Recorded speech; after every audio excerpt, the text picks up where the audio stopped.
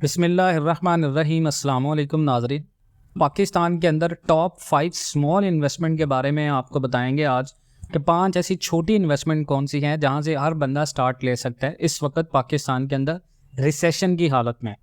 Number first way जो पाकिस्तान के अंदर इस दफ़ा 2023 और 22 के स्टैट्स के लिहाज से जो कारोबार बिल्कुल ऊपर रहे हैं, जो सबसे ज़्यादा पैसा कमाने में बहुत ज़्यादा फ़ायदेमंद रहे हैं, वो हैं पाकिस्तान के कमर्शियल बैंक्स और उसके साथ साथ फॉरेक्स ट्रेडिंग से जुड़े जितने भी इदारे हैं पाकिस्तान के अंदर, वो बहुत ज़्यादा मुनाफे में रहे हैं। क्योंकि पूरा साल पाकिस्तान की जो करेंसी है वो बहुत ज़्यादा डी वैल्यू होती रही है, बहुत ज़्यादा डी वैल्यू हुई है, करेंसी स्टेबल नहीं रही, पॉलिटिकल इंस्टेबिलिटी बहुत ज़्यादा रही, इकोनॉमिक इंस्टेबिलिटी बहुत ज़्यादा रही, पाकिस्तान की एक्सपोर्ट्स गिरती रहीं, जिसका सबसे ज़्यादा जो प्रेशर आया वो पाकिस्तान की करेंसी की वैल्यू के ऊपर आया।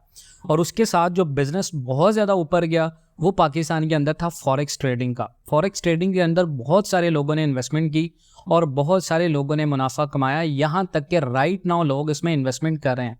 लेकिन इसके हिसाब से आपको कुछ चीज़ों का जो बेसिक नॉलेज है वो होना चाहिए।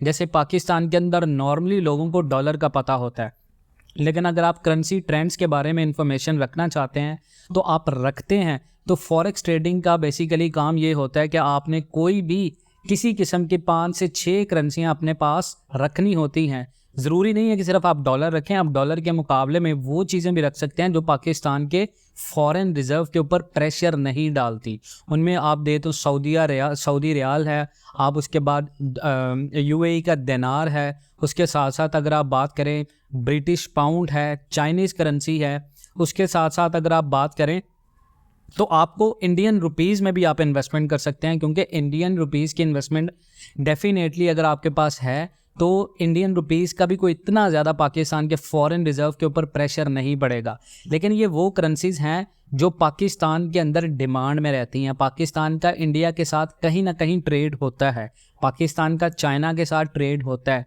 पाकिस्तान अपनी export services, import services, Russia, Pakistan अपनी एक्सपोर्ट और इंपोर्ट सर्विसेज लेता है, सऊदीया, दुबई, ये सारे ममालिक इन चीज़ों में आते हैं और इनके बिना पर इनकी करेंसी ट्रेंड्स के बारे में लेकर और मज़ीद डॉलर को ऐड करके आपके पास अगर छोटी सी इन्वेस्टमेंट पूल है तो आप इससे फ़ायदा ले सकते हैं फॉरेक्स ट्रेडिंग में इन्वेस्टमेंट करके। नंबर 2 पे जो पाकिस्तान के अंदर इन्वेस्टमेंट आप कर सकते हैं वो है सिल्वर इन्वेस्टमेंट। पाकिस्तान के अंदर गोल्ड लोगों की पहुंच से बाहर है, क्योंकि गोल्ड 2,22,000 पे तोला हो चुका है। और किसी भी मिडिल क्लास बंदे के पास अगर कोई छोटी सी इन्वेस्टमेंट है, लाखों में इन्वेस्टमेंट है, तो आप सिल्वर में इन्वेस्टमेंट कर सकते हैं। उसका फ़ायदा ये होगा कि सिल्वर भी आने वाले दिनों में डॉलर के रेट के लिहाज से बढ़ेगा, लेकिन इसमें आपका प्रॉफिट मार्जिन कम होगा, लेकिन ये अपनी वैल्यू को रिटेन करेगा।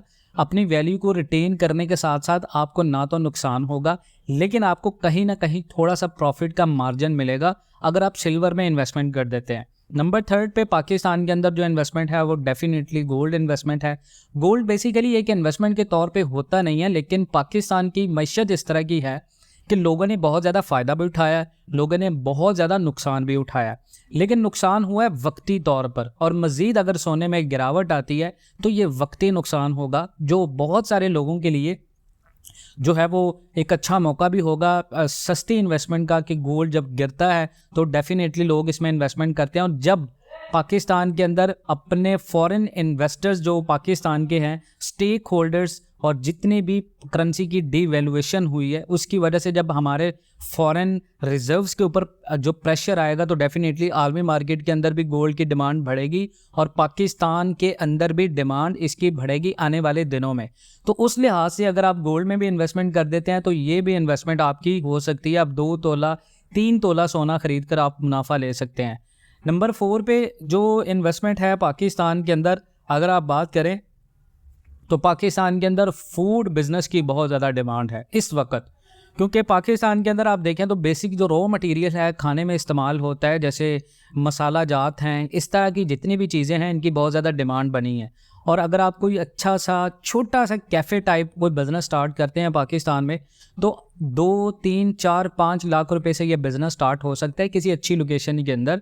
और वहाँ पर आप कुछ एक्स्ट्रा लोगों को दे सकते हैं, वहाँ पर आप एक अच्छी सर्विस दे सकते हैं।